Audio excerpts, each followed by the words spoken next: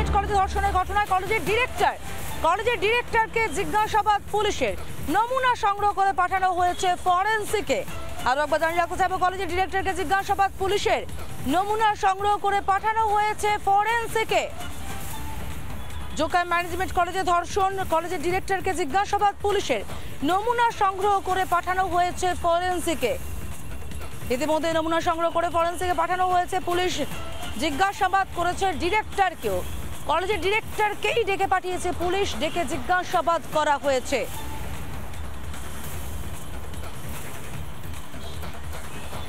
তদন্তকারী আধিকারিক বদল হয়েছে, ইন্সপেক্টর পদমর্যাদার অফিসারকে তদন্তে লাগানো হয়েছে। পাশাপাশি কলেজের ডিরেক্টরকে ইতিমধ্যেই জিজ্ঞাসাবাদ করে ফেলেছে পুলিশ, নমুনা সংগ্রহ করে পাঠানো হয়েছে ফরেনসিকে।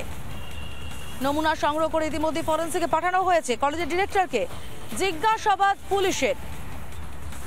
সরকারি ম্যানেজমেন্ট কলেজ, তার মধ্যে ধর্ষণ, বয়েজ হস্টেলে নিয়ে গিয়ে ধর্ষণ করা হয়, কাউন্সিলিং এর নামে ডেকে পাঠানো হয়। আমাদের সঙ্গে বিট্টু রয়েছে, বিট্টু কাছে চলে যাবো সরাসরি। বিট্টু, পুলিশ ডিরেক্টরকে জিজ্ঞাসাবাদ করেছে, নমুনা সংগ্রহ করে পাঠিয়েছে, আর কি কি আপডেট রয়েছে?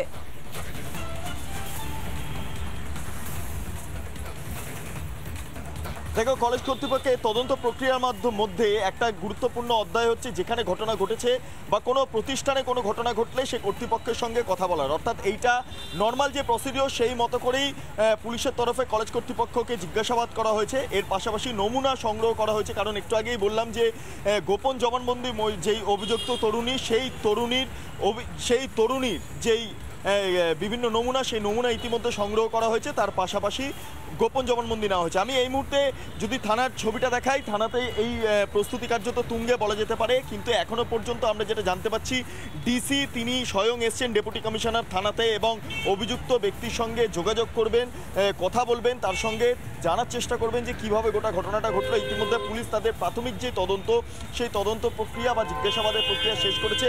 এবার ডেপুটি কমিশনার তিনি স্বয়ং থানাতে এসছেন, এসে জিজ্ঞাসাবাদ করবেন এবং তারপরে তাকে নজর রাখবো তদন্তের দিকে। ইতিমধ্যে আরো একটা খবর পাচ্ছি আমরা। নানা ধরনের কন্টেন্ট দেখার জন্য লাইক করুন, শেয়ার করুন আমাদের ফেসবুক পেজ, সাবস্ক্রাইব করুন আমাদের ইউটিউব চ্যানেল।